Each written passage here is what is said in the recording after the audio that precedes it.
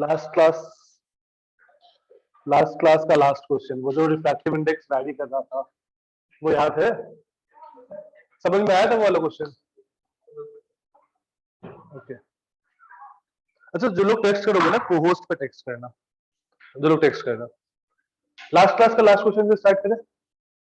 वो समझ में आया था नहीं आया था? आया था।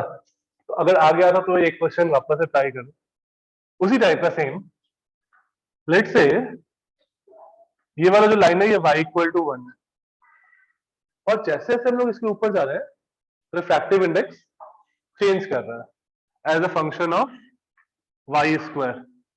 जैसे जैसे हम लोग ऊपर जाएंगे रिफ्रैक्टिव इंडेक्स बढ़ते जाएगा, क्योंकि वाई बढ़ेगा, जैसे ऊपर जाओगे वाई का वैल्यू इंक्रीज होगा, वाई इंक्रीज होगा तो क्या होगा, म्यू इंक्रीज होगा। और अगर म्यू इंक्रीज हुआ तो हम लोग कहाँ जा रहे हैं, रेयरर से डेंसर की तरफ जा रहे हैं। और अगर हम लोग रेयरर से डेंसर जाते हैं तो क्या होता है, लाइट किधर बेंड करता है, टुवर्ड्स द नॉर्मल, राइट रीति। तो अगर हम लोग रेयरर से डेंसर जाते हैं तो लाइट ऐसे बेंड करता है, राइट।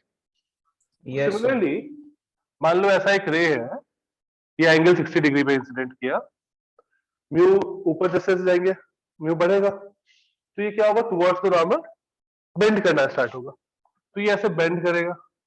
तो क्वेश्चन ये था कि find the equation of the curve, find the equation of the curve. उस दिन कुछ अलग फंक्शन था म्यू का, म्यू इक्वल टू 2y था मोस्ट प्रोबेबली। आज mu equal to y square के लिए सॉल्व कर लो, पूरा सॉल्व नहीं करना है, इंटीग्रल फॉर्मेट तक लाके छोड़ देना है,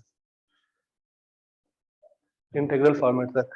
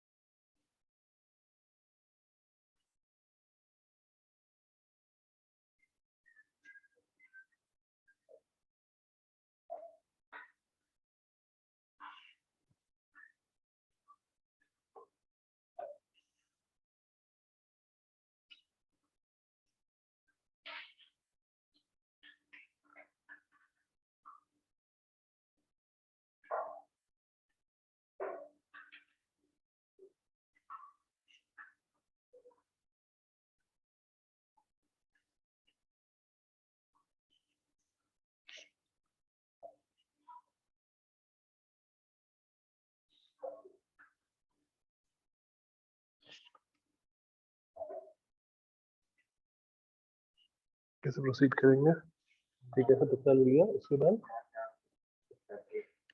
कुछ भी नहीं, वो लगाना स्नेल्स लॉ, स्नेल्स लॉ लगाओ यहाँ पर, और यहाँ पर अगर पैरेलल स्लैब है तो डायरेक्टली म्यू1 sin i equal to म्यू2 sin i लगा सकते हैं, इक्वल टू म्यू2 sin i, ठीक है। तो यहाँ पर तुम्हारा म्यू1 क्या है, y को 1 पुट कर दो, 1, तो 1 sin 60 equal to y square sin r, फिर sin r का वैल्यू निकालो कहीं से, बिल्कुल सेम तरीके से जैसे लास्ट क्लास में प्रोसीड किए थे ना, 4y टू द पावर 4 आएगा यहाँ पे, ठीक है।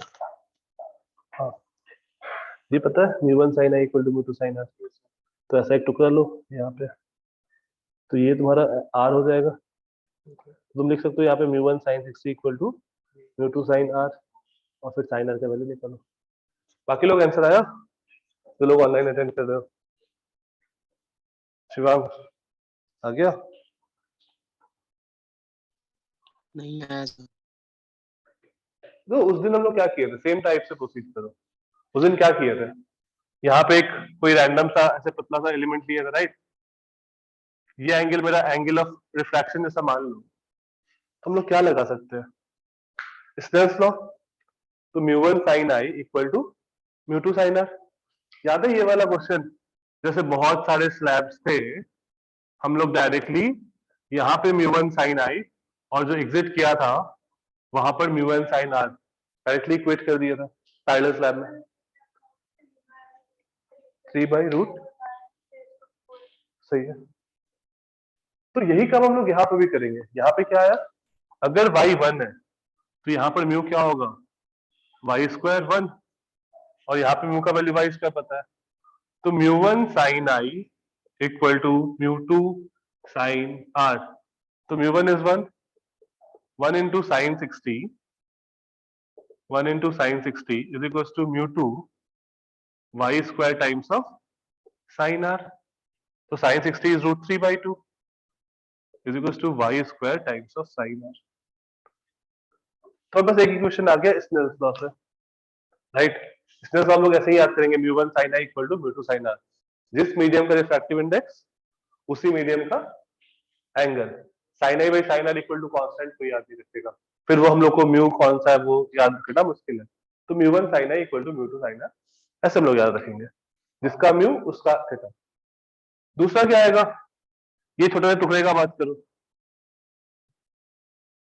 तो ये एंगल हम लोग का r है, इस वाले लेंथ को dx dy मान लो, और ये वाला जो टुकड़ा है इसको dx मान लो. तो हम लोग लिख सकते हैं tan r equal to dx upon dy. तो tan r अगर dx अपॉन dy है, इसका मतलब है ये r है, ये dx है, ये dy है, राइट? या फिर उससे बेटर काम ये है कि यहां से निकालो, साइन r का वैल्यू आ गया √3/2 times of y square, right? Sine r हम लोग यहां से लिख सकते हैं. अब देखो यहां से भी प्रोसीड कर सकते हैं, यहां से भी प्रोसीड कर सकते हैं, कि यहां से हम लोग बोल दे ये वाला लेंथ जो होगा √dx² प्लस dy स्क्वायर होगा, लेकिन ऐसा टर्म को हम लोग इंटीग्रेट करना नहीं कर सकते. तो इंस्टीड ऑफ दैट टर्म हम लोग क्या करेंगे, साइन r मुझे ये पता है तो साइन r से tan r का वैल्यू निकालो. साइन r मुझे क्या पता है, परपेंडिकुलर अपॉन हाइपोटेनस. तो ये आ जाएगा अंडर रूट इसका स्क्वायर माइनस इसका square, that is 4y to the power 4 minus 3, right? तो यहां से वापस tan r का वैल्यू क्या बन जाएगा, tan r is this upon this. तो यहां पुट कर दो, इसको हटाओ और tan r की जगह दिस अपॉन दिस पुट कर दो. तो ये आ जाएगा √3 upon under root 4y raised to 3. रीति यहाँ पर -3 होगा, +3 नहीं. ओके, तो यहाँ हो गया y टू द पावर 4 -3, ये आ गया मेरे पास dx अपॉन dy. ये हम लोग का इंटीग्रेबल फॉर्मेट में आ गया. तो यहाँ से हम लोग क्या लिख सकते हैं, dy upon under root 4y to the power 3 -3 is equal to dx upon √x. Integrate कर दो, हमारा इंटीग्रेट का लिमिट क्या होगा, इंटीग्रेशन का लिमिट क्या डालेंगे, x का वैल्यू, y का वैल्यू 1 से लेके y तक, Infinity. 1 से y तक. मुझे as a function of y चाहिए था ना, तो अगर इंफिनिटी पुट कर दोगे तो फिर हम नहीं बनेगा. हमें स्टार्टिंग कहाँ से है भाई, 1 से लेके y तक, और अगर x का बात करो तो 0 से लेके x तक. तुम लोग ये लिमिट पुट कर देंगे, और इंटीग्रेशन अभी नहीं कर रहे क्योंकि वो इंटीग्रेशन अभी सीखा नहीं. तुम लोग बस अभी के लिए यही छोड़ देंगे, राइट?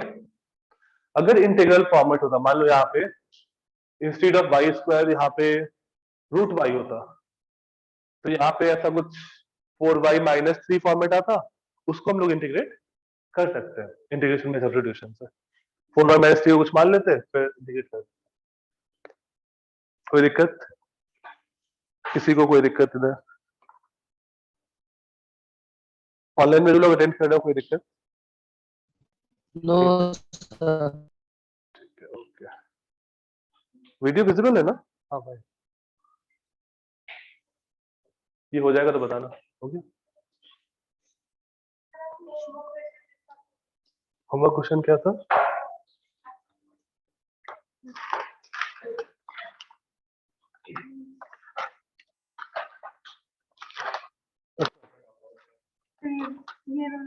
अच्छा, ओके, ठीक है.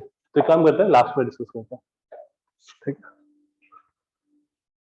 डन हो गया, ऑनलाइन में सब लोग का हो गया. नेक्स्ट हेडिंग दे दो, हेडिंग है new topic under diffraction only, apparent depth or height, apparent depth or height.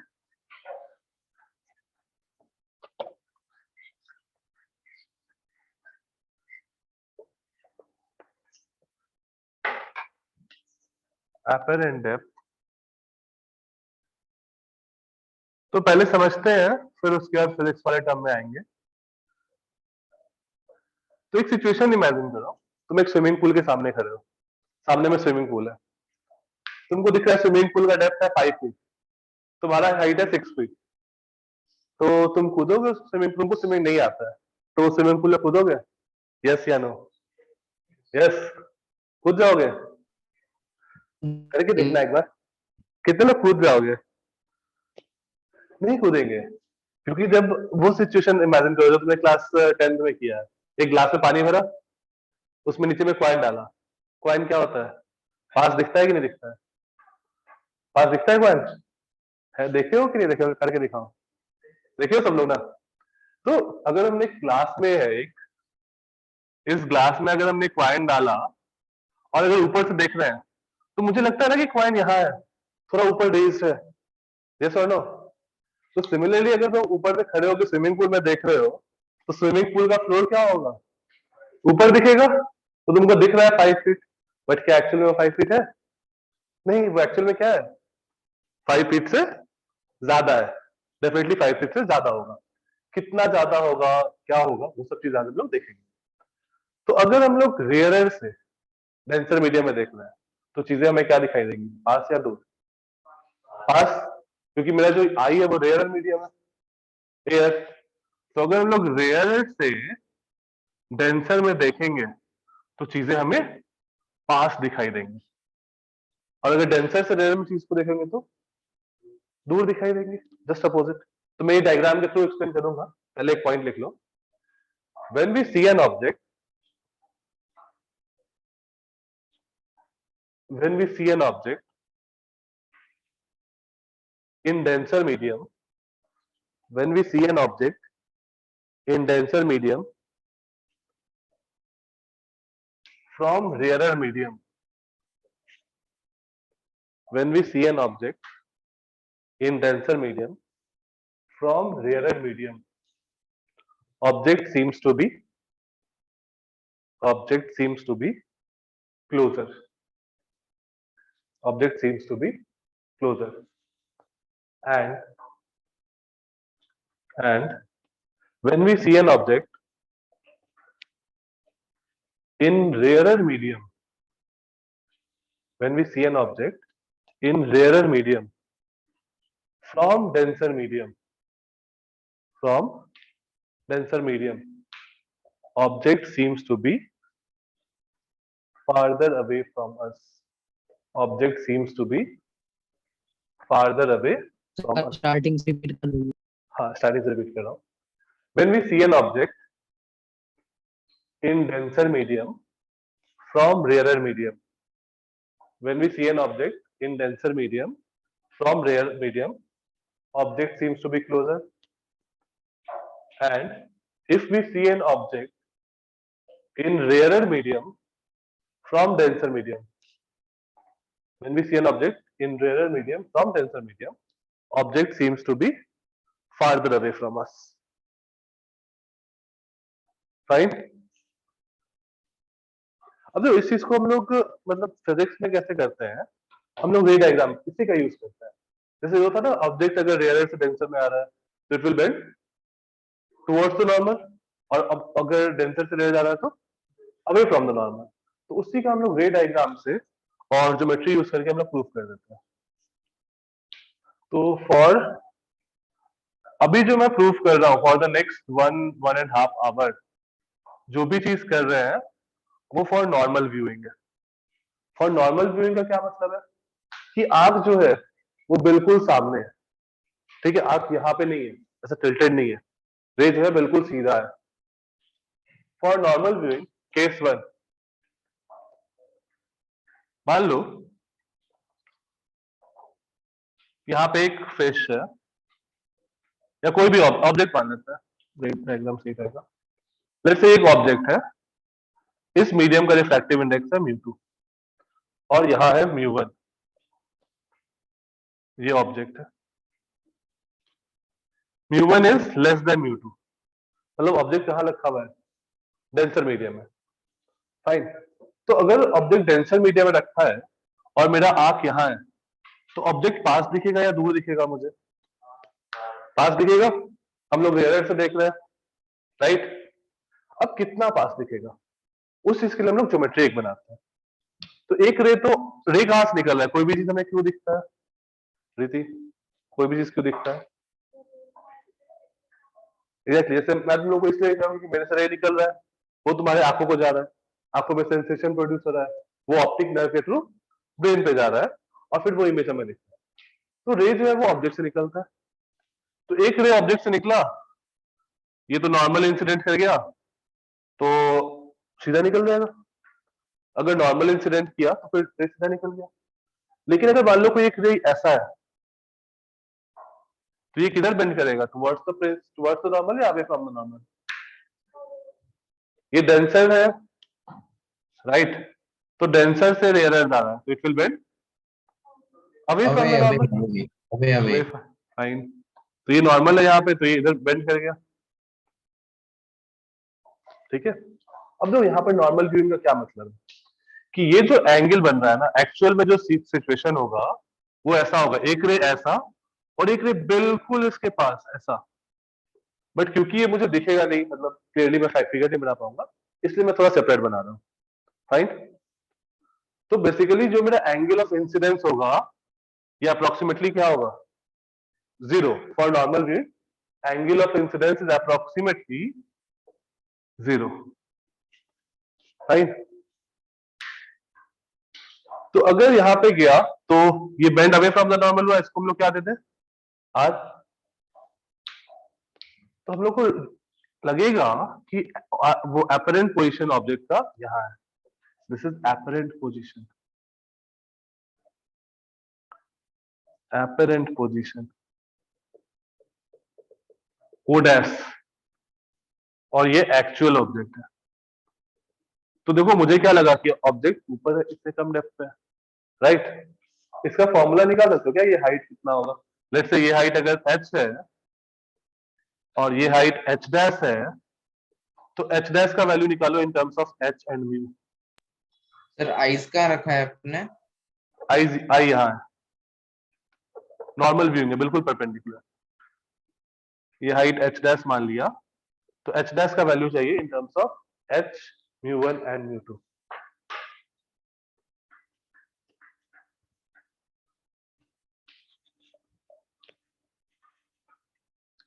जो लोग भी टेक्स्ट करना को-होस्ट पे करना, को-होस्ट में चेक कर रहा हूँ तो इसमें देते बेटर है कि अनम्यूट करके बता देना।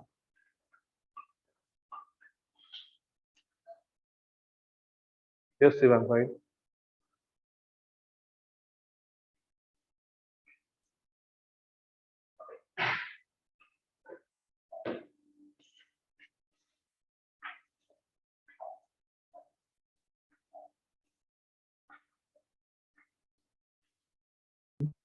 सर चैट में भेजा है। ओरिजिनल हाइट अपॉन, यहाँ पर शिवांग जो तुमने किया है ना, ये बुक वाला काम है। मैंने यहाँ पर रिफ्रैक्टिव इंडेक्स 1 नहीं माना है। अगर तुमने 1 माना होता ना तो तुम्हारा आंसर सही है, बट वहां पर रिफ्रैक्टिव इंडेक्स μ1 लेना है। अगर ये 1 होता तो आंसर सही है, μ1 का वैल्यू।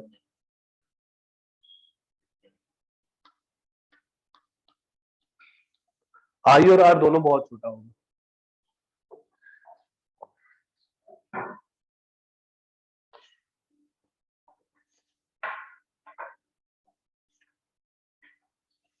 एक्सप्रेशन लिखो स्नेल्स लॉ, स्नेल्स लॉ लिखो, फिर आई और आर को वो छोटा ले लेना। नहीं 1 नहीं, किसको 1 ले रहे हो? साइन आई को? ये यूज कर लो ना, इफ आई इज 0 तो साइन आई को ऐसे लिख दो, sine I is approximately I for small theta, sine theta is approximately theta, और tan थीटा भी क्या होगा? tan थीटा भी अप्रोक्सीमेटली थीटा होता है फॉर स्मॉल। तो तुम्हारे पास साइन आई जो बना ना, साइन आई को लिख दो tan आई, तो tan आई का वैल्यू यहां से निकालो, ट्रायंगल बनाओ एक, ये ऐसा मान लो इसको O A B C D। तो स्नेल्स लॉ लिखो पहले, सबसे पहले स्नेल्स लॉ क्या आएगा? μ2 times of sine I is equals to μ1 times of sine R, right. μ2 इसका एंगल μ1 टाइम्स साइन आर। और फॉर स्मॉल एंगल हम लोग ऐसा लिख देते हैं μ2 times of tan i is equals to μ1 times of tan r। कोई दिक्कत? इस ट्रायंगल में वो tan i क्या लिख सकते हैं? विजिबल है ना ऑनलाइन जो लोग हैं? अल्फाबेट्स विजिबल है, ABCD? Yes, sir. धनंजय कल मैं थाने सेंटर पे रहूंगा, पॉसिबल हो तो आ जाना। Sure, sir. तो tan i देखो इस ट्रायंगल में tan i is this OA upon AC। तो tan i को लिख दो OA upon AC is equals to μ1 times of, अगर ये एंगल R है तो ये एंगल क्या होगा? R। तो tan R को मैं क्या लिख सकता हूँ? OB upon BC।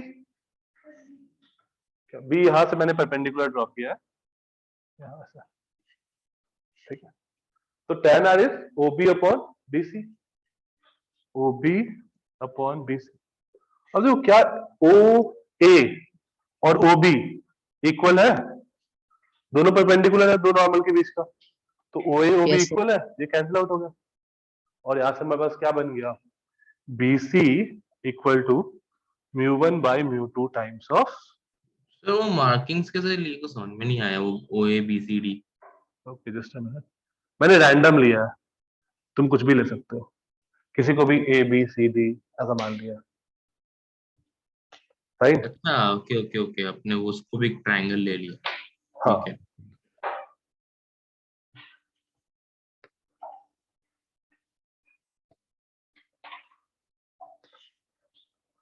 इसको एज अ फॉर्मूला ट्रीट नहीं करेंगे, ये बिना कुछ किए हम लोग बता सकते हैं ये चीज।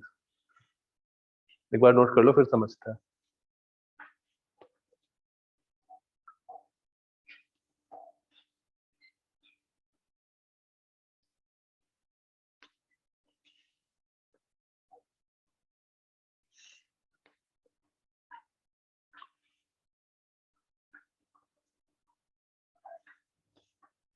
हो गया?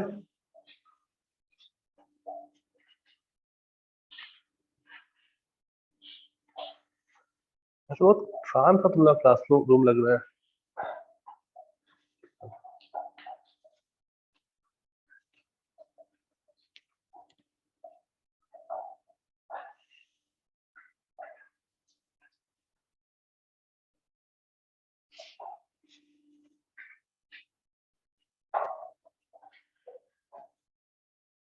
ठीक है, समझ में आया? अब देखो ये चीज जो हम लोग याद किए है ना, अब तुम याद नहीं रख सकते हो कि μ1 ऊपर था μ2 नीचे था, या μ2 ऊपर था μ1 नीचे था। हम लोग ये याद नहीं करते हैं। हम लोग क्या सोचते हैं, पहला पॉइंट क्या था कि अगर हम लोग रेयर से डेंसर में देखेंगे तो चीजें दूर दिखेंगी या पास दिखेंगी? पास। तो मुझे जो अपरेंट डेप्थ है उसको क्या करना है? छोटा करना है या बड़ा करना है? छोटा करना है। तो अगर छोटा करना है तो स्मॉलर जो फैक्टर इंडेक्स है मल्टीप्लाई करना पड़ेगा और बड़े क्वांटिटी से डिवाइड करना पड़ेगा। तो छोटे वाले नंबर से मल्टीप्लाई और बड़े वाले नंबर से डिवाइड। Simple sir. अगर मुझे छोटा करना है तो स्मॉलर नंबर से मल्टीप्लाई, लार्जर नंबर से डिवाइड, तो अपने आप छोटा हो गया। फाइन, कोई दिक्कत? आगे चले? ठीक है। अगर जस्ट अपोजिट केस हुआ, मान लो अगर बर्ड है और तुम पानी के अंदर हो, तो क्या होगा? बर्ड दूर दिखेगी या पास दिखेगी? दूर दिखेगी। तो केस 2, अगर मान लो यहाँ पे बर्ड है और ये पानी का सरफेस है, तो डिराइव करो फॉर्मूला। इसका रिफ्रैक्टिव इंडेक्स मान लो μ1, इसका μ2। कौन बड़ा है, μ2 या μ1? μ2 बड़ा है इस केस में, तो μ2 इज डेंसर। तो बताना है कि बर्ड कहाँ दिखेगी, apparent position of bird. Derive करके डायरेक्ट डायरेक्ट आंसर पहले बता दो, उसके डिराइव कर लेना। डायरेक्ट आंसर क्या होगा? μ2 by μ1 times of h apparent position होगा, मतलब बर्ड तुमको यहां दिखेगी।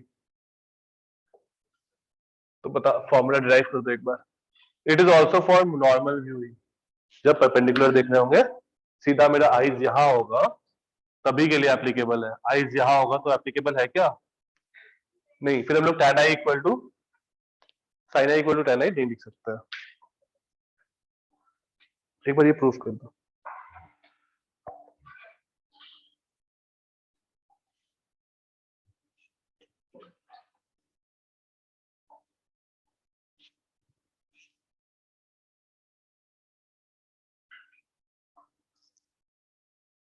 जो लोग ऑनलाइन हो, ये अरेंजमेंट बेटर है या पहला वाला अरेंजमेंट बेटर था? सर कभी कभी ब्लर हो जाता है नेटवर्क प्रॉब्लम की वजह से। अच्छा, ये वाला अरेंजमेंट। ओके,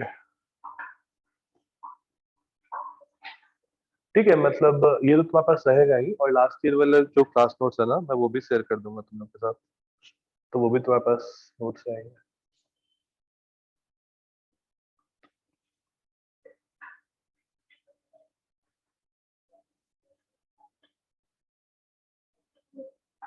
हो गया प्रीति? हुआ? वो बनाओ, ऑब्जेक्ट से इमेज बनाओ, ऑब्जेक्ट से रे बनाओ। एक रे तो सीधा आ जाएगा, और एक रे ऐसा, ऐसा जो एक और रे आया, ये क्या हो, किधर बेंड करेगा? टुवर्ड्स द नॉर्मल या अवे फ्रॉम द नॉर्मल? रे रेसिडेंस है टुवर्ड्स द नॉर्मल। इसको ऊपर ले जाओ, ट्रायंगल बनाओ, और देखो हम लोग रे कहाँ से निकालते हैं? तुम मुझे क्यों देख पा रहे हो?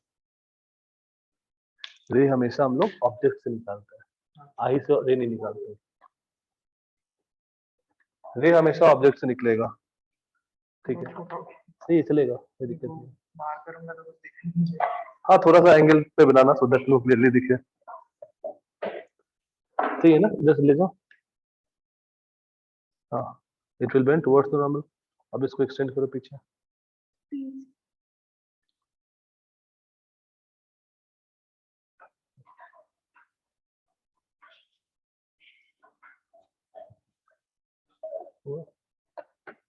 ठीक है, सही है।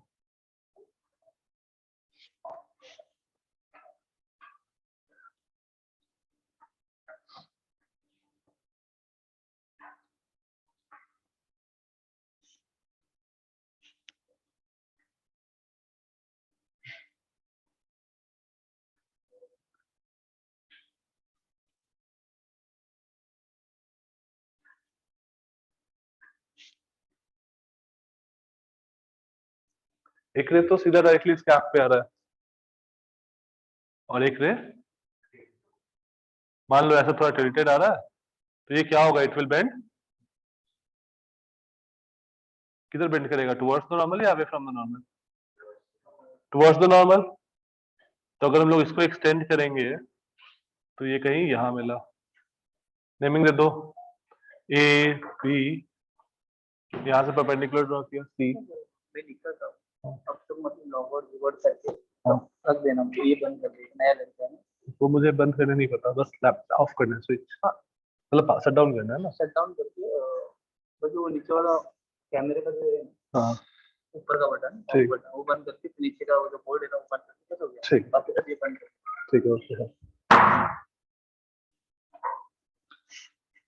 ठीक है, तो अब ये सी मान लिया, ये डी मान लिया। एंगल ऑफ इंसिडेंस कौन सा होगा? ये वाला, और ये एंगल ऑफ रिफ्रैक्शन। तो क्या लिख सकते हैं? μ1 times of sine I is equals to μ2 times of sine R. तो बस क्या बन जाएगा? μ1 साइन आई को लिख दो tan I is equals to μ2 times of tan R. Same तरीका जो पिछले वाले क्वेश्चन में किया था, right? μ1 sine I equal to μ2 sine R, और फिर tan आई को tan आर पुट कर देगा क्योंकि आई बहुत छोटा है। tan आई देखो क्या बन जाएगा इस ट्रायंगल में, O B C. tan I is OC upon BC। हाँ, विदाउट, और tan r क्या बन जाएगा? अगर ये एंगल r है तो ये छोटा एंगल भी r होगा, तो tan r is OD upon BD। OD upon BD। तो यहां से क्या आ जाएगा, ओसी और ओडी, ये ओ डैश डी है, ओसी और ओ डैश डी इक्वल है, कैंसिल आउट हो गया, और यहां से मुझे बन गया B D equal to mu two by mu one times of B C, that is mu two by mu one times of H. वैसे भी दूर दिखना था, तो बड़े वाले नंबर से मल्टीप्लाई और छोटे वाले नंबर से डिवाइड।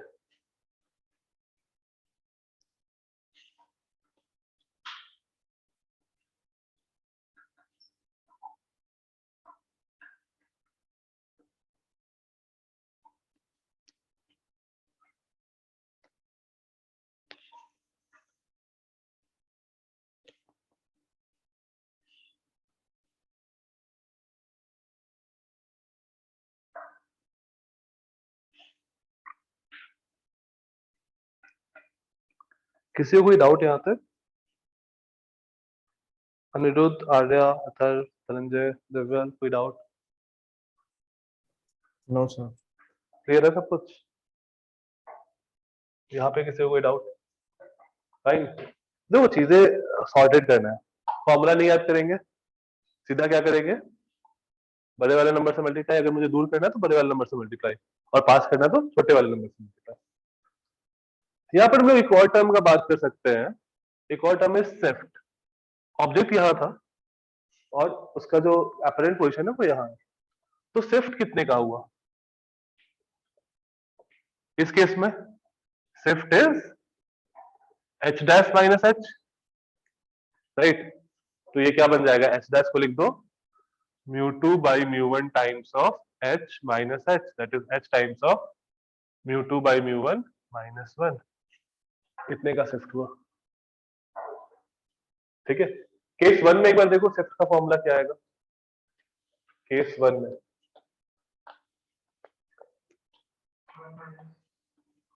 वन माइनस नहीं, मतलब केस वन में क्या होगा, एच इंटू,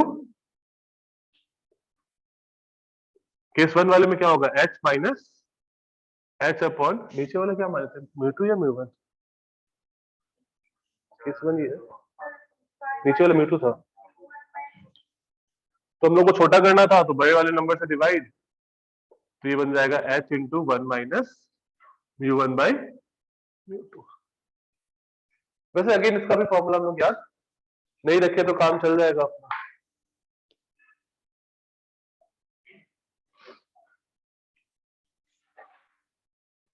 कोई दिक्कत यहाँ तक किसी को?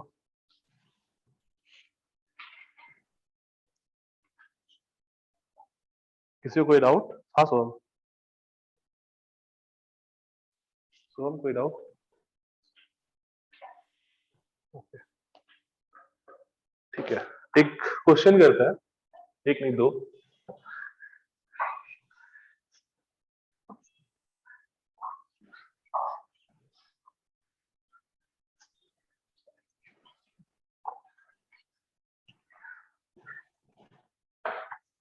क्वेश्चन वन, मान लो यहाँ पे रिफ्रैक्टिव इंडेक्स 1.6 है, यहाँ पे रिफ्रैक्टिव इंडेक्स 1.2 है।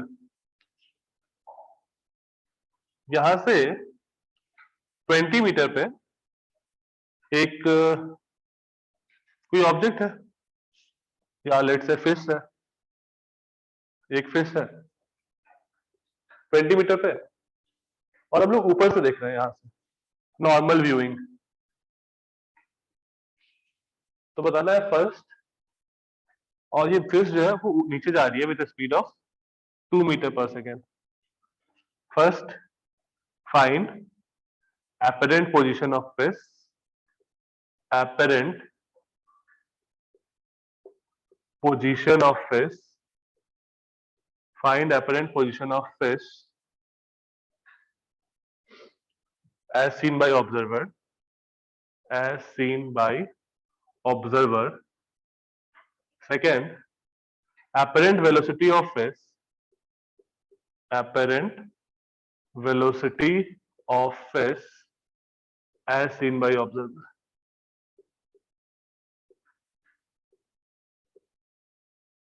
As seen by observer. फिर इसका पोजीशन और वेलोसिटी, पोजीशन हम लोग यहाँ से कैलकुलेट करेंगे इस पॉइंट से। हो गया,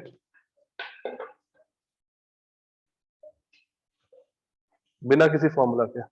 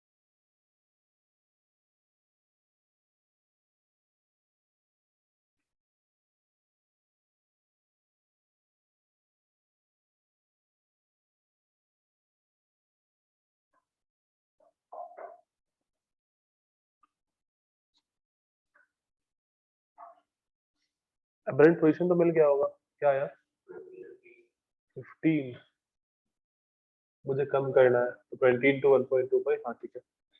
ऑनलाइन में अभी आ गया सबका 15।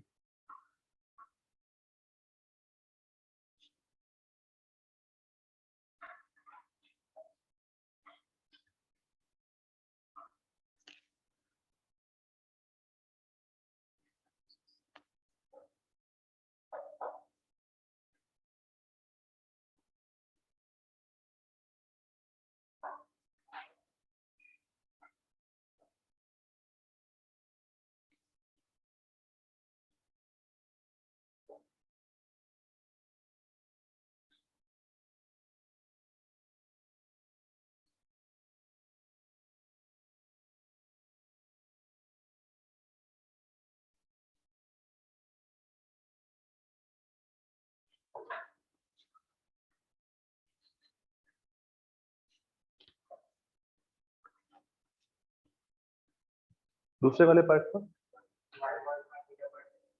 1.5 मीटर पर सेकंड कैसे किए, बस डिफरेंशिएट कर देना था।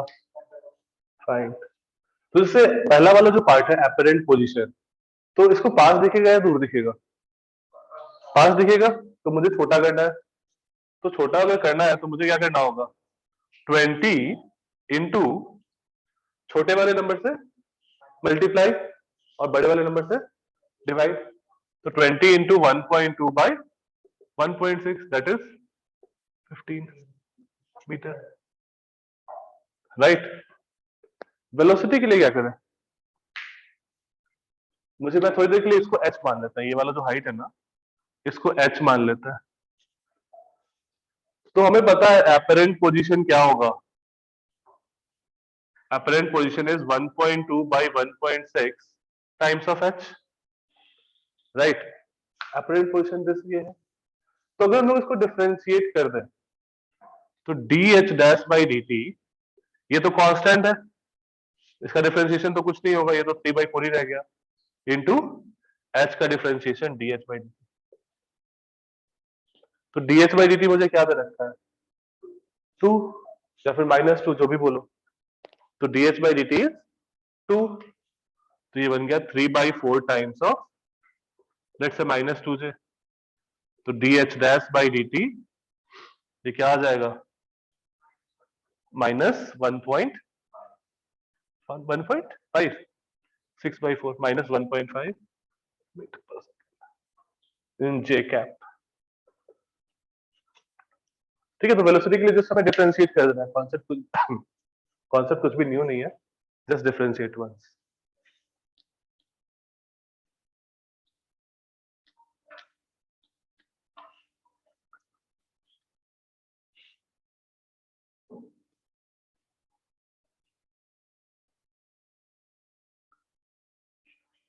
साइना, कोई दिक्कत, तनुश्री, तनीश, सोहम, शिवांग, शिवम, कहीं पे कोई प्रॉब्लम? साइना कहाँ हो, थाने में या पनवेल में? सर थाने में। तो कल अगर पॉसिबल हो तो साइना आ जाना, ओके मैं सर। बेंच का साइड कवर कर दूंगा। डन, यहाँ पे कोई दिक्कत किसी? और जो और कोई शिफ्ट नहीं हुआ था ना तुम लोग के बैच में, दूसरे बैच से यहाँ पे? कल आ जाना मतलब ऑफलाइन क्लास? हाँ धनंजय, 11 to 1 कल, ठीक है?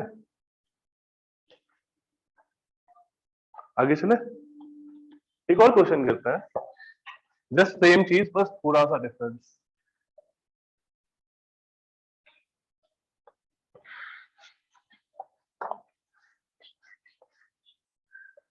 इस बार हमारे पास क्वेश्चन में फिश और बर्ड दोनों है।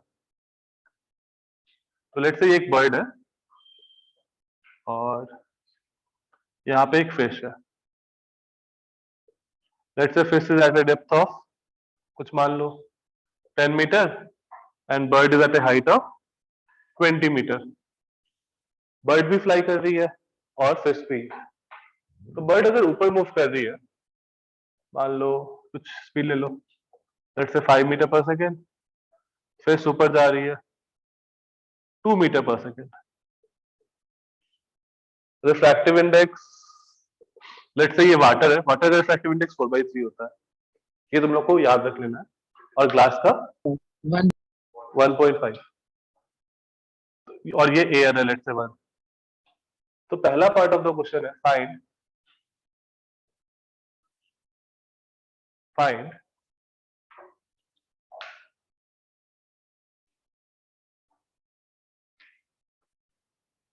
find the distance at which first fish sees the bird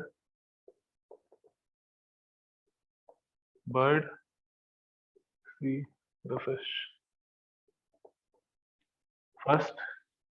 Second, find the apparent velocity, find the apparent velocity, यहाँ पर भी apparent depth distance, find the apparent velocity of first fish as seen by bird, and second bird as seen by fish.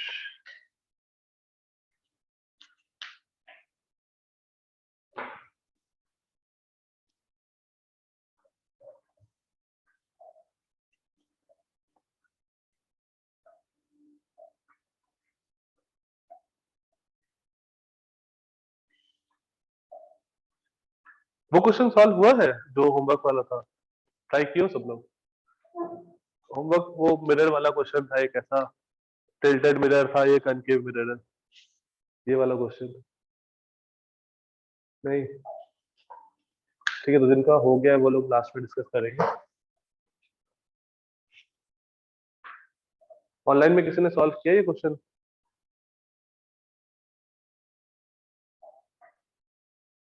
Shivang, सोहम? नहीं। आज दोनों में से कोई भी हो? अमोक कौन है? अमोक तुम हो? अच्छा, एक और है अमोक, है ना? अच्छा, ओके।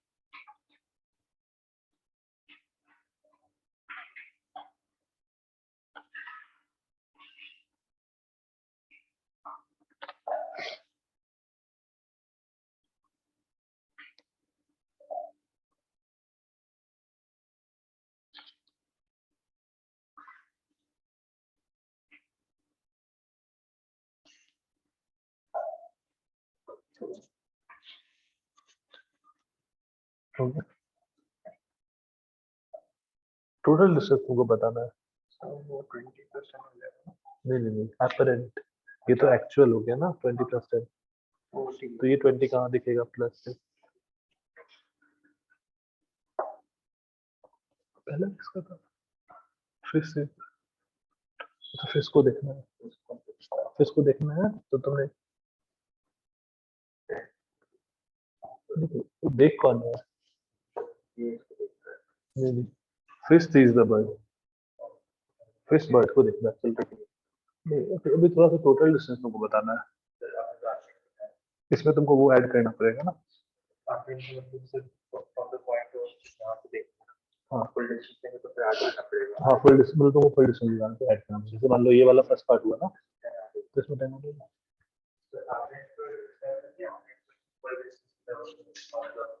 नहीं मतलब टोटल तुमको जो यहाँ बताना है, ये यहाँ से ये जो बर्ड को देखेगा ना, मान लो बर्ड को यहाँ दिखा, तो तुमको ये डिस्टेंस बताना है टोटल, ठीक है। जैसे फर्स्ट पार्ट क्या है? फीस फीस द बर्ड, तो बर्ड इसको ऊपर दिखेगी, राइट। तो बर्ड मान लो यहाँ दिखेगी, तो कितना ऊपर दिखेगी? मुझे बड़े वाले से मल्टीप्लाई करना होगा और छोटे वाले से डिवाइड। तो ये जो है एच डैश दिखेगा, that is 20 into 4/3, that is 80 by क्या? सर ये ऊपर नीचे का डेप्थ ऐड नहीं होगा क्या? हाँ ऐड कर, फाइनल अभी आंसर नहीं लिखे, फाइनल आंसर अभी नहीं लिखे, लेकिन हमें देखो बर्ड यहाँ पर है, एक्चुअल पोजीशन ऑफ बर्ड ये है और एक्चुअल पोजीशन ऑफ फिश ये है। अब फिश को क्या दिखेगा? फिश इज द बर्ड, तो फिश को बर्ड थोड़ी ऊपर दिखेगी, तो तुमको फाइंड करना है कि यहाँ से यहाँ का डिस्टेंस क्या है, फिश को बर्ड कहाँ दिख रही है।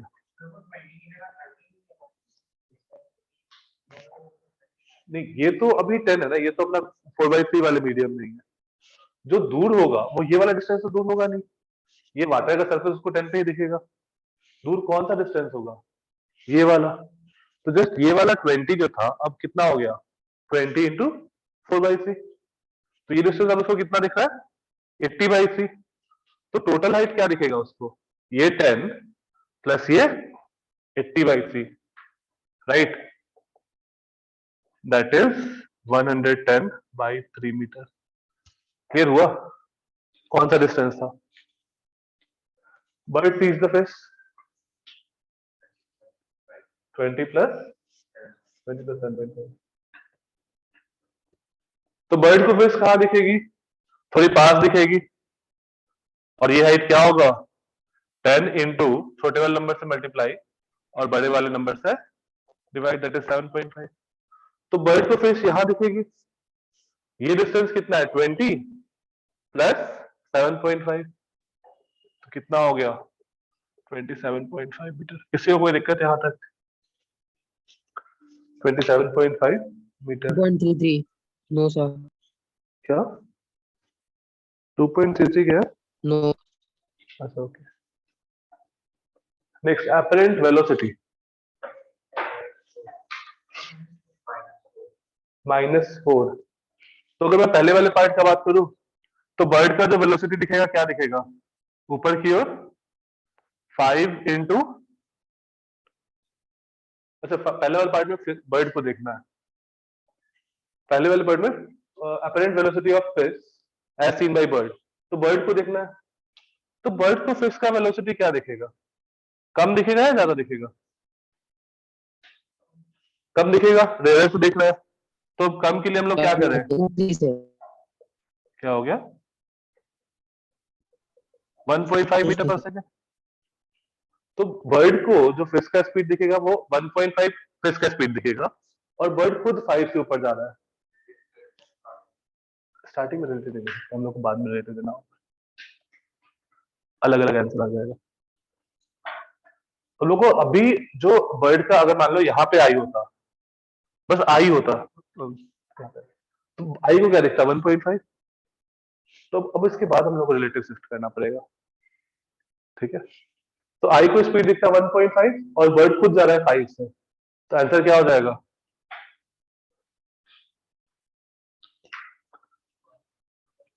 3.5 इन प्लस जे या माइनस जे, तो माइनस 3.5 जे क्या, क्योंकि बर्ड को लगेगा कि फिश, बर्ड ऊपर जा रहा है 5 से और फिश इधर आ रहा है, तो अगर तुम बर्ड के फ्रेम में देखोगे तो इसको 1.5 का स्पीड नीचे दे दो, तो इफेक्टिवली इसका स्पीड 3.5 मीटर पर सेकेंड नीचे की तरफ, तो fish as seen by bird 3.5। और लास्ट वाला पार्ट, यहाँ पे किसी को कोई दिक्कत? No, sir.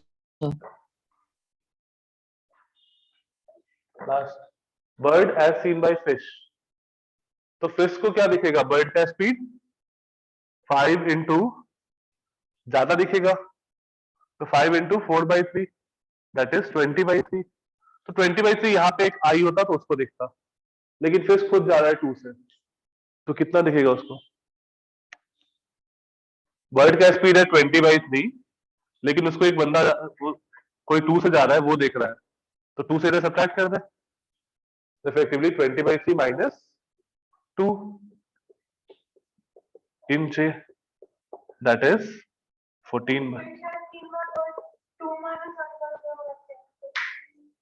Fish as seen by bird, तो मैं माइनस डाल दिया ना, 2 नहीं, ठीक है 2 कहां से है, 2 तो एक्चुअल है ना, fish as seen by bird,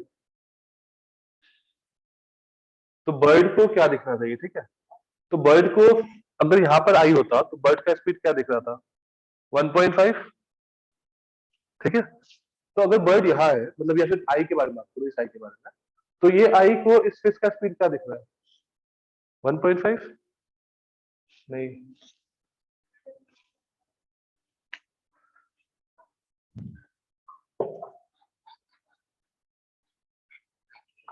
ये देखो मैं फर्स्ट वाला पार्ट वापस से कर रहा हूं, ठीक है, तो यहाँ पर बर्ड था और यहाँ फिश है, फिश का स्पीड बताना 2 था ना शायद, और बर्ड का 5 ऊपर की तरफ, ठीक है, अब तुमको देख कौन रहा है, fish as seen by bird, तो बर्ड को देखना है, ठीक है, अब फिश का स्पीड अगर 2 है, तुम यहाँ पे खड़े होकर देख रहे हो, ठीक है, तो फिश का अगर स्पीड 2 है, तो फिश तो पहले तुमको ऊपर दिखेगा, और फिश का स्पीड क्या दिखेगा, 2 इंटू, ज्यादा दिखेगा या कम दिखेगा, अगर तुम रेयर से डेंसर में देख रहे हो तो चीजें कम दिखेंगी, तो कम दिखने के लिए 1 से मल्टीप्लाई और 4/3 से डिवाइड, तो बर्ड का स्पीड तुमको क्या दिखेगा, 1.5 मीटर पर, सॉरी फिश का स्पीड क्या दिखेगा, 1.5 मीटर पर सेकेंड, यहां तक कोई दिक्कत नहीं, तो अब अगर ये आई को 1.5 स्पीड दिख रहा है फिश का, ठीक है, अब इस बर्ड का बात करो, तो एक्चुअल में सीन क्या हो रहा है, बर्ड ऊपर 5 से जा रहा है और फिश ऊपर 1.5 से जा रहा है, इन फ्रेम ऑफ एनीवन जो यहां बैठा है, इन फ्रेम ऑफ एनीवन जो व्यू इक्वल टू 1 वाले में बैठा है, तो फिश उसको 5 से ऊपर जाता, सॉरी बर्ड उसको 5 से ऊपर जाता हुआ दिखेगा और फिश 1.5 से ऊपर, तो इफेक्टिवली क्या हुआ, मतलब तुमको बर्ड को देखना है, बर्ड देख रहा है, तो बर्ड अगर देखेगा, अब क्लियर हुआ, तो बर्ड का स्पीड नीचे कर दें रिलेटिव लगा के, तो इफेक्टिवली इसका स्पीड क्या हो गया, 3. क्या, हाँ तो 5 माइनस 1.5 माइनस 3.5 लिख देना, वो डायरेक्शन के लिए माइनस है। और किसी को कोई डाउट ऑनलाइन कहीं पे,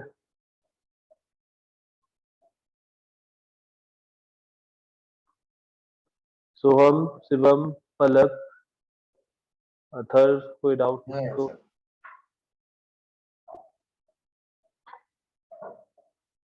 No, sir.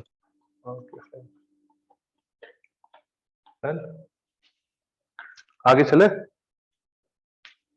ठीक है थी,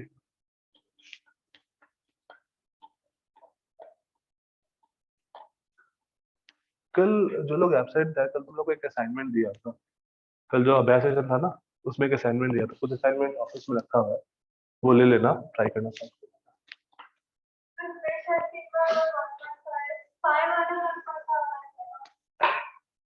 5 माइनस 1.5 कितना होता है, 3.5 ही तो होता है।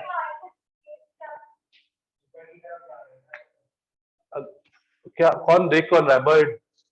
तो बर्ड को क्या दिखेगा? बर्ड पे तुम बैठ गई, तो बर्ड पे तुम बैठ गई तो वो हो गया ना। अभी समझ में आ गया? अच्छा ओके,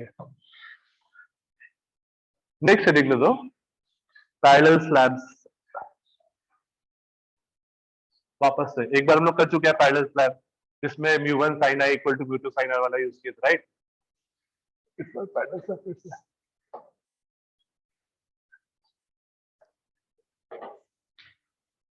पैरेलल स्लैब,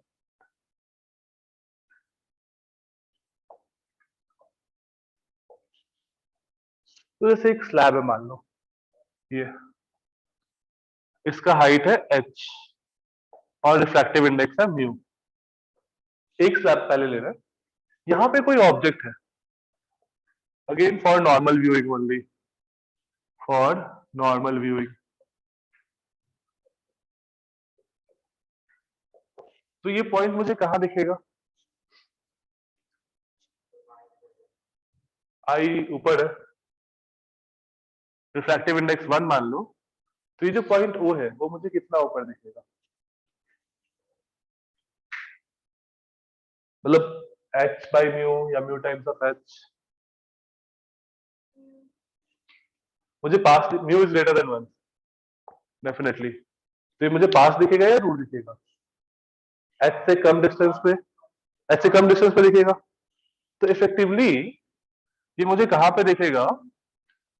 h पास दिखता है, तो छोटे वाले नंबर से मल्टीप्लाई और बड़े वाले नंबर से डिवाइड, राइट?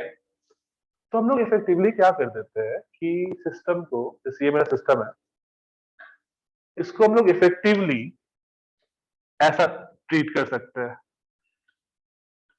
इसका हाइट h बाई म्यू है, ऐसा ट्रीट कर सकते हैं।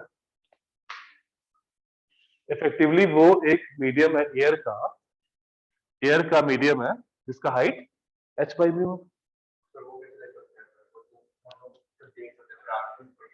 एक्चुअल नहीं है, मतलब मैं इसको रिलेट कर सकता है कि यहाँ पर भी मुझे h बाई म्यू पे दिख रहा है, और अगर मैं इस ग्लास, एक और ग्लास स्लैब लगा दिया म्यू इक्वल टू 1, तो उसका हाइट h बाई म्यू होना चाहिए, तो मुझे सेम पोजीशन पे इमेज दिखेगा ऐसा।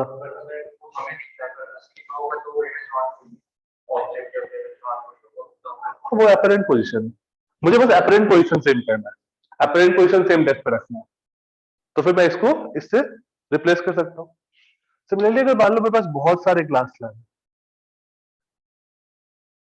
ऐसा, ए let's say μ1 μ2 μ3 μ4 μ5, let's say h1 h2 h3 h4 और h5। यहां पे एक ऑब्जेक्ट है, तुमको बताना है find the apparent depth of the object, find the apparent depth of the object.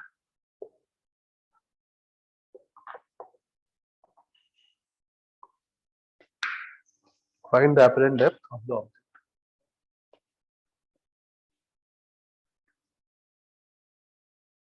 Okay.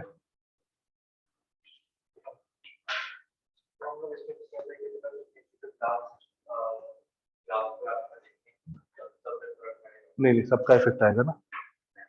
हाँ, तो एक ही करके चेंज करते जाना। इसको हम लोग किससे रिप्लेस कर सकते हैं, इसको किससे रिप्लेस कर सकते हैं? That's all. किसी का आंसर आया इधर ऑनलाइन में? शिवांग?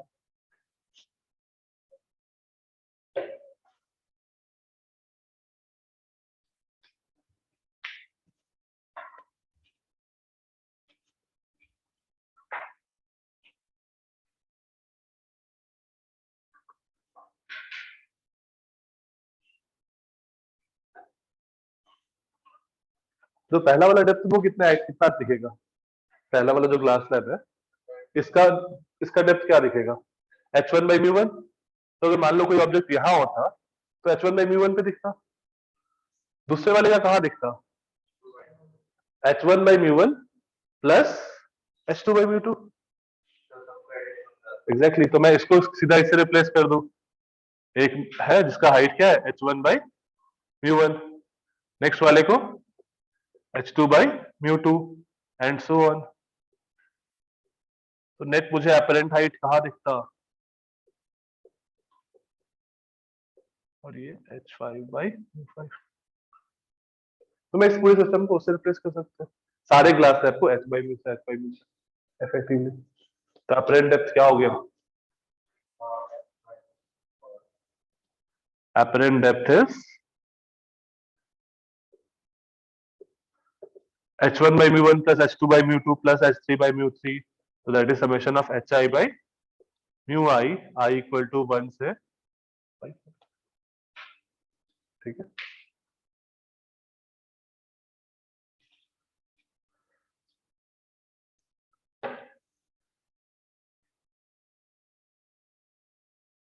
हाँ शिवांग सेम है।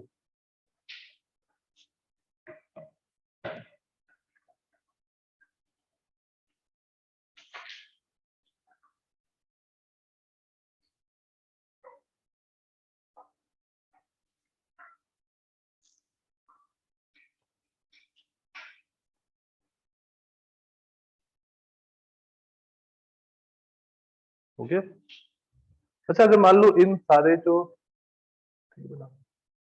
सारा जो ग्लास स्लैब है ना, उन सारे को हटा के मुझे एक ही ग्लास स्लैब रखना है।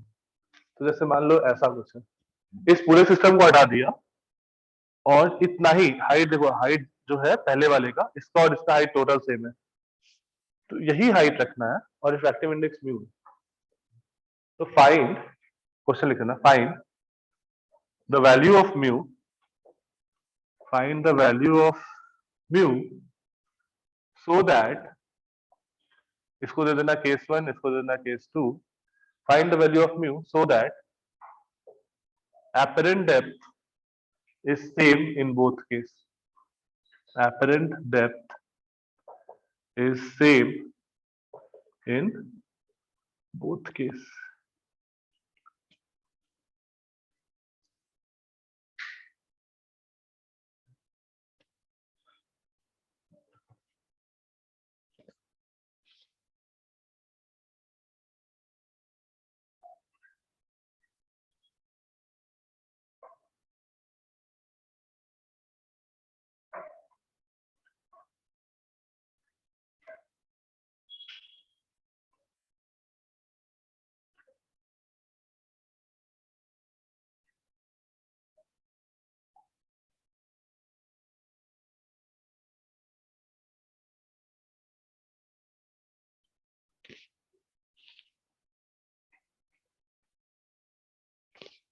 अनम्यूट करके बता देना, टाइप मत करना।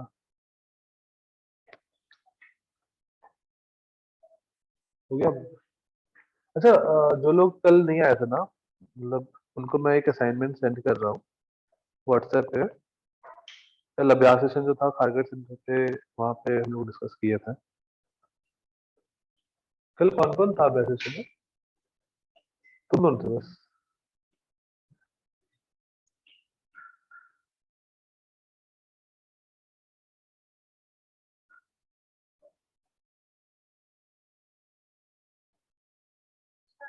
हाँ, एक में मैंने बहुत सारे ट्यूटोरियल भेजे हैं, तो एलएलएम की प्रैक्टिस के लिए बहुत सारे, बट उसमें आंसर की नहीं है। इसमें एक्सरसाइज नंबर, पेज नंबर 9, 10, 11 तुम लोग को दिए हैं। और नहीं, बट रे ऑप्टिक्स का पीडब्ल्यूटी होगा, एलएलएम होगा। कौन? सही है, सही है, सही है। तुम्हारा क्या है? जल्दी से करो। ये देखो इसका हाइट क्या है, ये हाइट क्या है, summation of H I. H I, तो अगर मान लो रिफ्रैक्टिव इंडेक्स ये है म्यू, तो इसका अपरेंट डेप्थ क्या होगा? अगर रिफ्रैक्टिव इंडेक्स म्यू है, हाँ, समेशन ऑफ hi अपॉन वही new, summation of H I upon new, right. और इसका अपरेंट डेप्थ क्या आया था, ये ये दोनों क्या होना चाहिए? summation of hi upon ui. Summation of H I upon U I. तो ये दोनों क्या होना चाहिए? इक्वल। Same. तो म्यू क्या आ गया? कैंसिल कर सकते समेशन। हो क्या hi hi को? क्या? नहीं नहीं नहीं, नहीं कैंसिल कर कैसे कर दोगे? नहीं पूछ रहा था, बस नहीं किया है मैंने. नहीं नहीं, कैंसिल नहीं होगा। एच आई कैंसिल नहीं होगा ना, ठीक है। वो देखो, समेशन ऑफ एच आई क्या है? H1 plus H2 plus H3 plus H4 plus H5, और ये क्या है? H1 by mu one. अब बताओ कैंसिल कर सकते हो क्या? नहीं ना। तो अगर कभी ऐसा कुछ लगे तो एक्सपैंड करके देख लेना। तो ये कैंसिल फाइन इजी है। तो जस्ट हम लोग क्या करना है, क्लास लैब को H बाई म्यू वाले, मतलब जिसमें अगर तुमको एयर देखना है तो एयर में रिप्लेस कर दो उसको। अगर इंस्टेड ऑफ एयर मान लो यहाँ पर कोई रिफ्रैक्टिव इंडेक्स म्यू होता, तो हम लोग क्या करते हैं, यहाँ पे म्यू से मल्टीप्लाई कर दिए होते, राइट? तो जस्ट म्यू वन से डिवाइड और म्यू से मल्टीप्लाई। कोई दिक्कत किसी को? समझ में आया? आगे चले। हाँ रीति, कहाँ हो गई? समझ में आ गया? नहीं आया? कहाँ नहीं आया? क्या? अच्छा, ये म्यू कैसे हुआ? ये किया ना? हाँ, इसका रिफ्रैक्टिव इंडेक्स अभी वन जैसा ट्रीट हो जाएगा।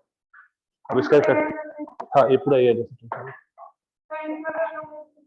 हाँ, इसको इसमें बस एक ही मीडियम है म्यू, पूरे के पूरे में, ठीक है। तो इफेक्टिवली कभी कभी तुम लोग ऐसा भी देखोगे कि ऐसा बोलता है, जैसे हमने क्या किया कि बड़ा करना है या छोटा करना है, ऐसा हमने बात किया।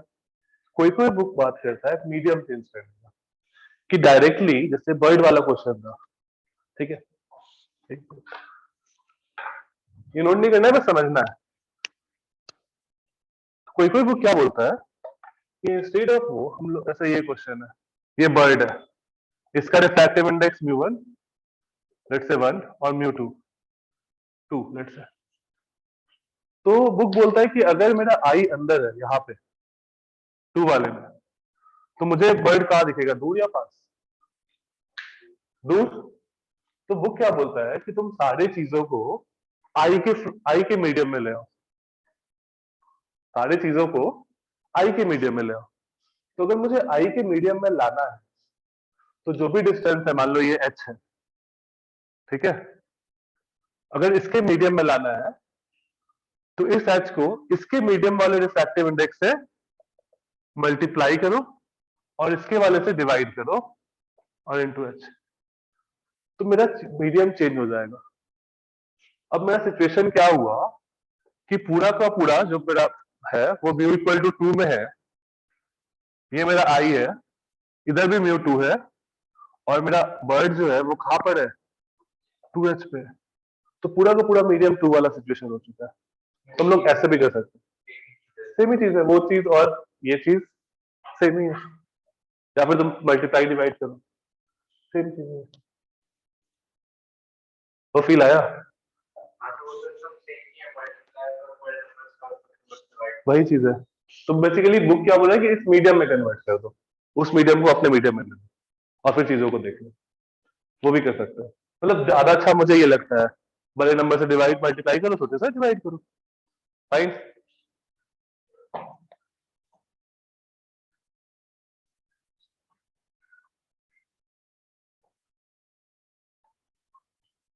चलो एक सिंपल सा चीज होता है, उस पर एक अच्छा क्वेश्चन लेना है बिना, चलो पहले तो समझ लो, फिर नेक्स्ट स्टडी में ना स्टेप वापस से। जैसे यहाँ पे क्या हुआ था, शिफ्ट का फॉर्मूला, अगर मान लो हमारे पास डेप्थ h है, राइट, तो मुझे ऑब्जेक्ट कहाँ पे दिखा था, h बाई म्यू पे, अगर इसका म्यू 1 है तो, राइट। तो शिफ्ट क्या हुआ, शिफ्ट इज दिस डिस्टेंस, इसका फॉर्मूला हमारे पास क्या आया था, h minus h by mu. अगर मान लो ऐसा कुछ सिचुएशन हो रहा है, फिगर अच्छे से बनाना, बहुत गड़बड़ होगा तो रुक जाना पहले फिगर बनाने में, इंपॉर्टेंट है ये काफी। डिफिकल्टी। अगर यहाँ पे एक ऑब्जेक्ट है, अभी नोट मत करना, पहले समझ लेना। यहाँ पे एक ऑब्जेक्ट है, लेट्स से इसका थिकनेस है t और यहाँ से ऑब्जेक्ट डिस्टेंस है x, इसका रिफ्रैक्टिव इंडेक्स म्यू, इसका रिफ्रैक्टिव इंडेक्स 1। तो अगर कोई बंदा यहां से देख रहा है, लेट्स से दिस इज I1, तो इसको कहां दिखेगा ऑब्जेक्ट, कितने डिस्टेंस पे? नहीं, कोई आदमी डेंसर मीडियम में है तो ये ऑब्जेक्ट दूर दिखेगा या पास दिखेगा? दूर दिखेगा। तो कहां दिखेगा, ये डिस्टेंस क्या होगा? Mu times of x upon 1, तो 1 तो ठीक है। तो ये क्या हुआ फॉर I1 इसको यहां दिखेगा, राइट। अगर मान लो यहाँ पे कोई ऑब्जेक्ट है, ऐसे यहां से रह गया, it will bend towards the normal and then it will bend away from the normal again। तो अगर यहाँ पे कोई आई है तो उसको क्या दिखेगा, ऑब्जेक्ट का पोजीशन ये है, राइट। अगर ऑब्जेक्ट यहां से रह गया, it will bend towards the normal, it will bend away from the normal. तो अगर तुम्हारा आई बाहर है यहाँ पे फॉर नॉर्मल बीइंग ओनली, तो उसको क्या लगेगा, ऑब्जेक्ट यहाँ पे है। फाइन, कोई दिक्कत किसी को? ठीक है। तो एक बार देखो, सेफ्ट हम लोग किसको बोलेंगे, ये डिस्टेंस सेफ्ट होगा। इस सेफ्ट का फॉर्मूला निकाल के देखो क्या आ रहा है, वो जो डिस्टेंस होगा वो क्या आएगा। क्लियर है, इस फिर से बनाना क्लियर है ना।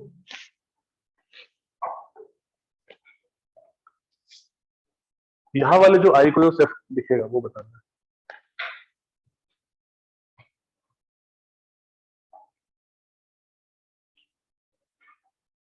ओके धनंजय, सारा दिया हुआ है कि दिनेश सर ने?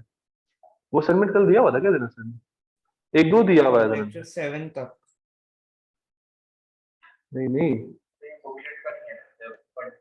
नहीं नहीं, बुकलेट का नहीं है। हाँ सेम फॉर्मेट में है, बुकलेट में ये क्वेश्चन नहीं है, सेम क्वेश्चन नहीं है, अलग है। अच्छा ओके।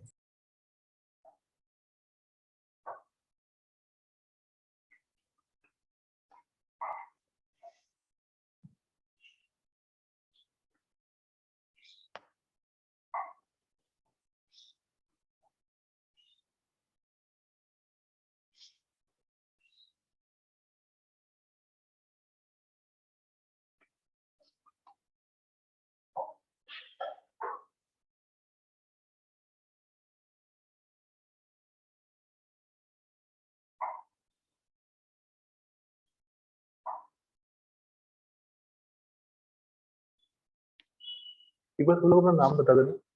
दीप्ति, अमोघ, तुम्हारा नाम क्या? Matthew, Matthew Joseph. तुम्हारा नाम? अभय। अच्छा तुमसे तो मिला ही था। हाँ, संयुक्त। क्या? केविन। ओके, तुम्हारा? अमृतेश, केविन, संयुक्त, अभय, मैथ्यू। मैथ्यू जोसेफ, अभय, संयुक्त, ठीक है।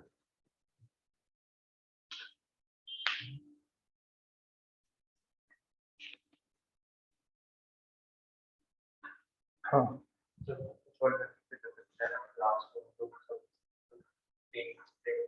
हाँ, मतलब बेसिकली वही चीज है, मतलब इसको अगर ऐसे तुम घुमा दो तो सेम चीज है, बट फिर भी ऐसे में डिराइव कर दो एक बार।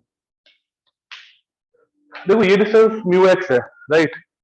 तो अगर इस आई के लिए डिस्टेंस का बात करो तो ये डिस्टेंस क्या हो जाएगा, म्यू एक्स प्लस टी। अब इस आई को चीजें पास दिखेंगी या दूर दिखेंगी? रेयर मीडियम में है तो चीजें नहीं, रेयर से देख रहे हैं, पास। तो इस आई को ये डिस्टेंस क्या दिखेगा, mu X plus T upon mu into 1, right. Mu से डिवाइड होगा, कोई दिक्कत यहां तक? ये टोटल डिस्टेंस हो गया म्यू एक्स प्लस टी। तो इस आई को क्योंकि ये रेयर मीडियम में है तो इसको क्या होगा, पास दिखेगा, तो बाई म्यू कर दिया। तो तुमको ये डिस्टेंस पता चल गया, यहां से यहां डिस्टेंस पता है, तुमको यहां से यहां भी डिस्टेंस पता है, तो शिफ्ट निकाल सकते हो क्या? Shift is this minus this, ये टोटल डिस्टेंस माइनस ये डिस्टेंस, तो शिफ्ट क्या हो गया? x plus T minus mu X plus T by mu. तो ये दो क्या आ जाएगा? x plus T minus mu x by mu minus T by mu. X x cancel, ये बन गया T into one minus one by, तो same formula आ गया।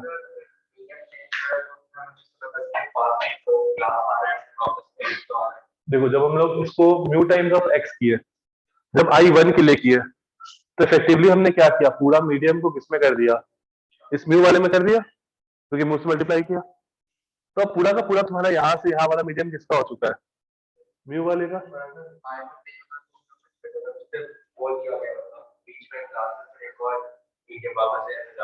हाँ, तो फिर मतलब अभी हम लोग बस फॉर्मूला ड्राइव किए, तुम इसका बिल्डअप कर सकते हो नेक्स्ट। ठीक है, उसके लिए तुम अलग फिर से फॉर्मूला ड्राइव कर सकते हो, फिर से जो दूसरा मीडियम होता फिर से इतना शिफ्ट प्रोड्यूस करता हूँ, एंड सो ऑन वो करते रहता। ये फॉर्मूला हमारे लिए इंपॉर्टेंट है शिफ्ट का। ये तभी होगा जब म्यू इसका बड़ा है। ठीक है, तो right side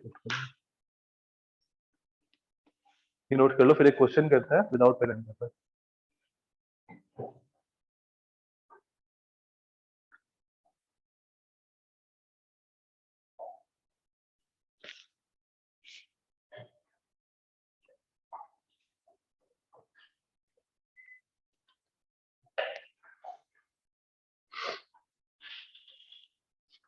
okay, next question जो विदाउट पेन एंड पेपर कर लिया उसके लिए एक डेयरी मिल्क सिल्क जल्दी सबसे पहले जो किया उसके लिए, ऑनलाइन तुम लोग के लिए भी हो गया। यहाँ तक क्वेश्चन, यहाँ पे कोई दिक्कत है पहले तो बता दो, या फिर कनकेव कन्वेक्स मिरर में कहीं पे तो किसी को क्वेश्चन कोई लीजिए ना, डाउट? क्वेश्चन।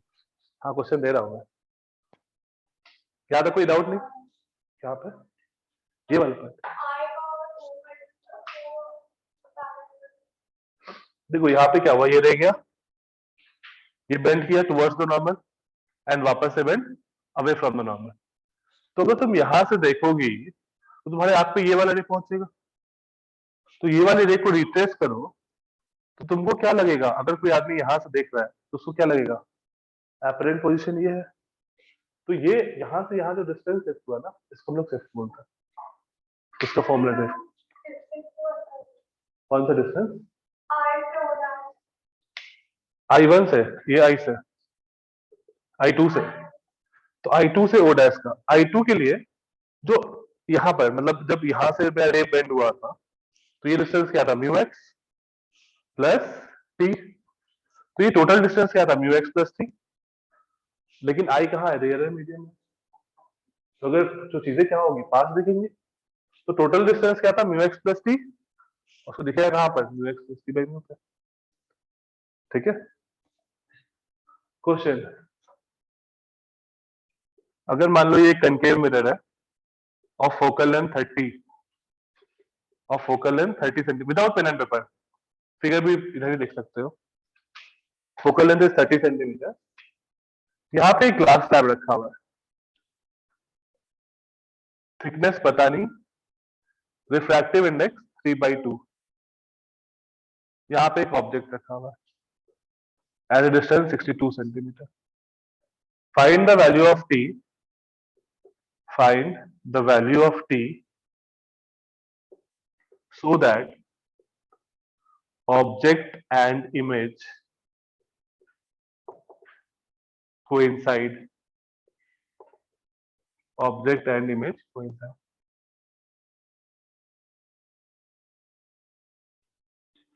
बिना पेन पेपर के रीति, सब लोग बिना पेन पेपर के।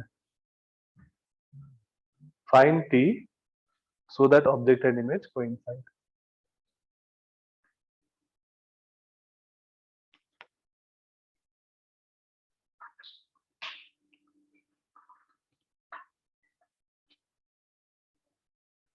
जस्ट कुछ सोचो कनकेव मिरर के बारे में।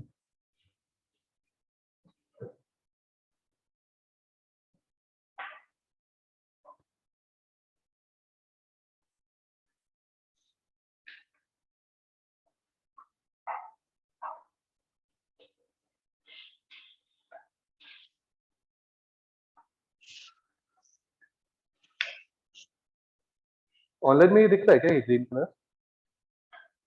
नहीं,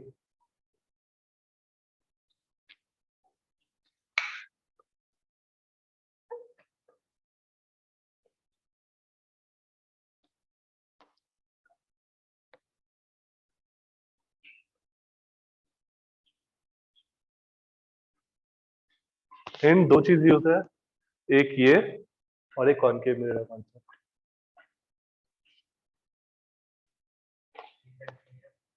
थ्री नहीं,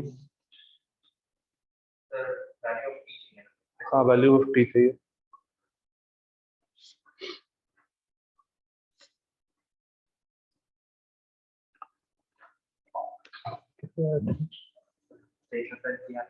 अच्छा ओके, हम बता दो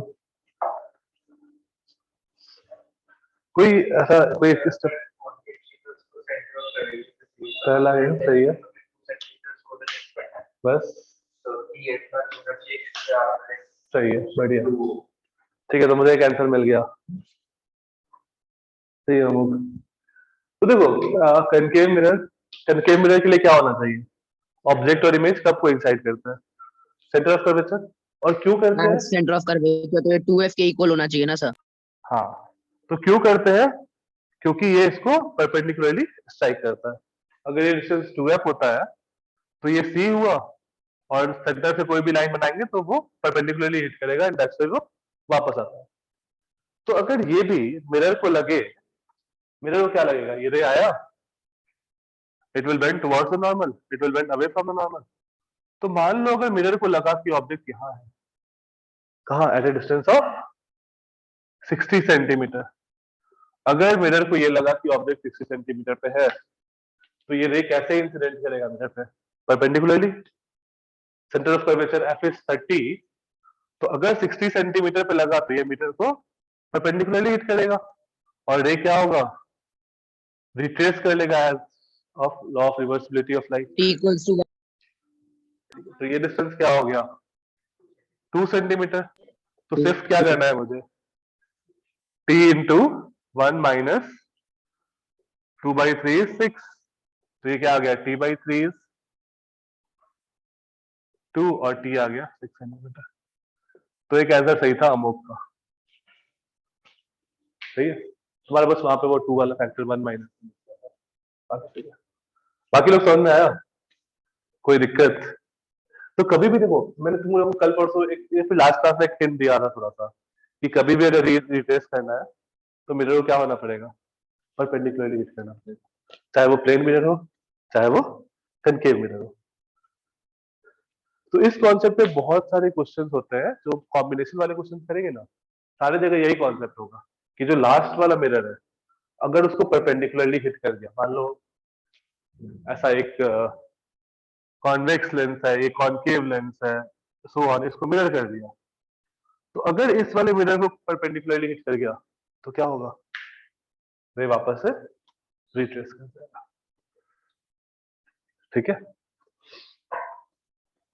ये नोट कर लो, फिर एक और क्वेश्चन देखते हैं। अच्छा, आज जो हम लोग किए वो कब वैलिड है? अभी तक जितना आप कुछ किए नॉर्मल इंसिडेंस पे। अगर नॉर्मल नहीं हुआ तो ये काम सारा का सारा कुछ भी नहीं कर सकते, हम लोग को नया फॉर्मूला डिराइव करना चाहिए।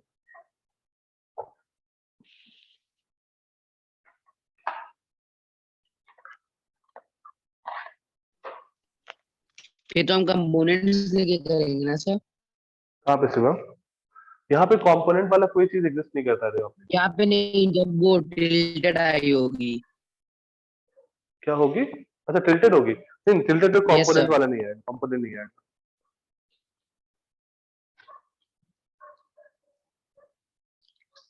अच्छा, अगर मान लो फिश जो था वो फिश हॉरिजॉन्टल मूव करता तो कुछ इफेक्ट पड़ता उसके वेलोसिटी पे?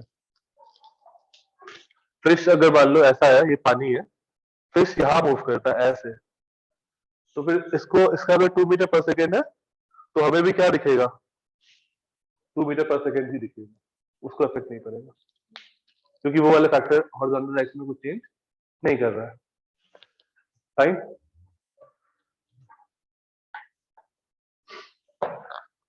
लास्ट क्वेश्चन जो नॉर्मल इंसिडेंस पे नहीं है,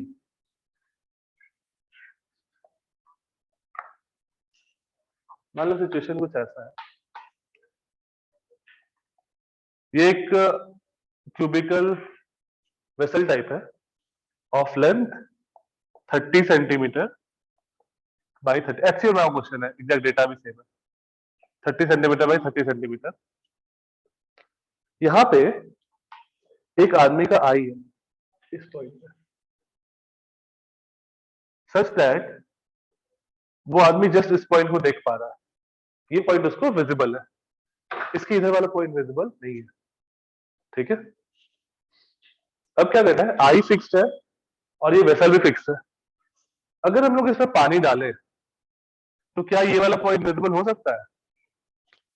हो सकता है, क्योंकि ये नहीं, अब रे निकला यहां से और ये हो सकता है कि इधर बेंड होके इसके पास पहुंच जाए, राइट।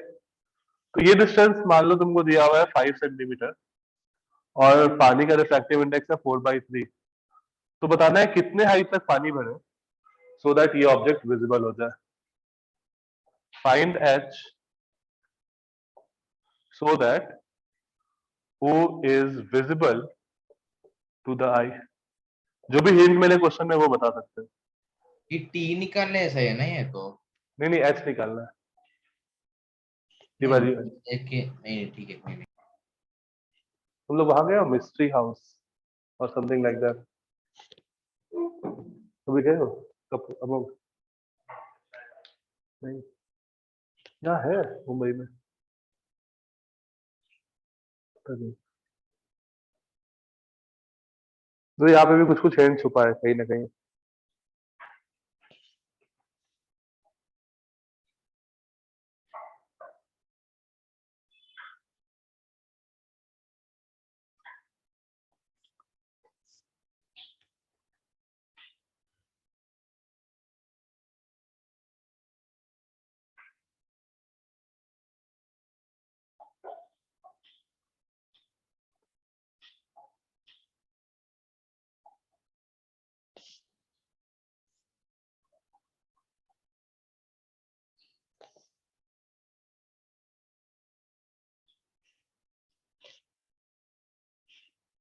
कुछ हिंट मिला? किसी को कोई हिंट मिला? एक हिंट वहां 30 से है, देखो वेसल का जो हाइट दिया हुआ है उससे एक हिंट है।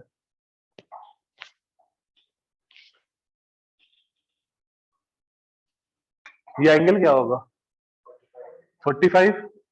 तो ये भी एंगल क्या होगा? तो एक एंगल तुमको मिल गया, एंगल ऑफ इंसिडेंस, ठीक है। तो एक हिंट ये था, ये भी एंगल क्या होगा? और अगर ये हाइट तुम h मान रहे हो तो ये भी हाइट, ये भी लेंथ क्या होगा? h। और सब सॉल्व कर दो, बहुत अच्छा हो गया। ये लेंथ क्या हो जाएगा? यहां से यहां h माइनस 5, ये पूरा h था यहां से यहां तक, तो ये वाला h माइनस 5। तो इक्वेशन क्या आएगा? μ1 sin i equal to μ2 sin r, वो तो फिक्स ही है। तो क्या आ जाएगा? μ1 sin 45 is equal to μ2 sin r। अब ये तो मुझे पता ही है, 1 हो गया, तो यहां से आ गया sin r equal to 3/4, right. तो sin r अगर 3/4 है, हाँ क्या हुआ? अच्छा 1/√2 होता है, तो ये आ गया 3/4√2, ठीक है। sin r अगर ये आ गया, इस ट्रायंगल में देखो tan r क्या आ गया? tan r is h minus 5/h। तो tan r मुझे पता है h माइनस 5/h। तो sin r का मुझे वैल्यू पता है, तो वहां से मुझे tan r भी निकल जाएगा। अब तो क्वेश्चन खत्म हो गया।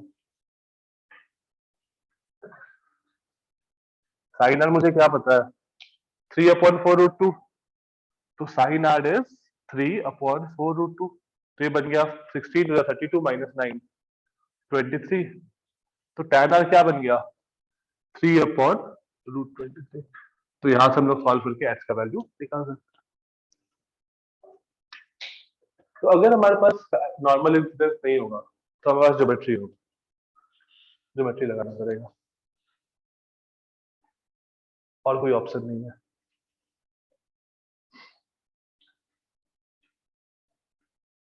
कहीं पे किसी को कोई डाउट?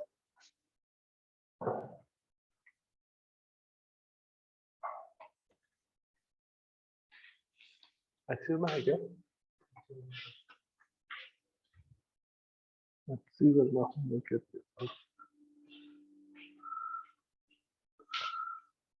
किसी को कोई डाउट नहीं आता?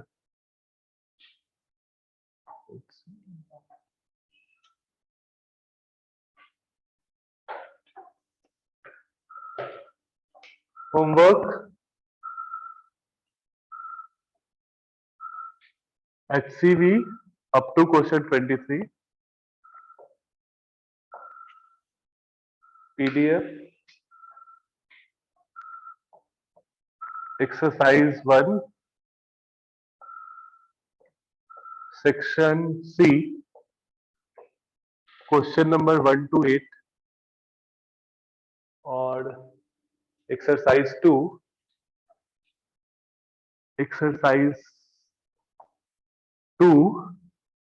section C question number 1 to 10। तो वीडियो थोड़ा ब्लर है आपका। वीडियो थोड़ा ब्लर आ रहा है, मैं बता दे रहा हूँ। ये वो तो लिख लिया ना, ये वाला क्वेश्चन तो हो गया ना। Homework is HC Verma question number up to question number 23 और साइड एक्सरसाइज। में होमवर्क वाला फोटो भेजो ना ग्रुप पे जहाँ पे ये लिखा होमवर्क। ठीक है, मैं होमवर्क तुम्हारे ग्रुप पे डाल देता हूँ। सर हाँ इस ग्रुप पे डालिए ना। हाँ, होमवर्क मैं ग्रुप पे डाल दे रहा हूँ। फाइन। यहाँ तक कोई कॉन्सेप्ट में किसी को कोई डाउट? सब कुछ समझ में आया? अमोघ, संयुक्त, संयुक्त कौन था? हाँ संयुक्त। अबे कोई दिक्कत? तुम्हारा नाम क्या था? और जोसेफ, मैथ्यू। हाँ तुम्हारा नाम? अमृतेश और केविन था। कोई डाउट किसी को? अमृतेश नहीं। बाकी लोग जो लोग ऑनलाइन में हो, आज की क्लास में कहीं पे कोई doubt? No sir. Saina, Palak, Dhananjay, कोई डाउट? No sir. ठीक है, ओके। चलो फिर हम लोग मिलते हैं नेक्स्ट क्लास में। एक बार ये कंप्लीट कर लेना, और तुम लोग का जो आज का ड्यू असाइनमेंट था उसका मैंने डेट एक्सटेंड किया है। किसी ने सबमिट नहीं किया है, क्या हुआ? क्या? ठीक है, तो वो अभी कल तक मैंने एक्सटेंड कर दिया, हो जाएगा। ठीक है, तो कल तक तुम लोग असाइनमेंट सबमिट कर दो, फिर मिलते हैं हम लोग आई थिंक नेक्स्ट वीक में क्लास में। तो कल तक कंप्लीट कर लो, और ये भी ट्राई करना होता है। थैंक यू वो सर। किनको बन जाएगा। Bye sir. एक मिनट। ठीक है, okay, bye bye. sayonara। Sayonara, bye bye.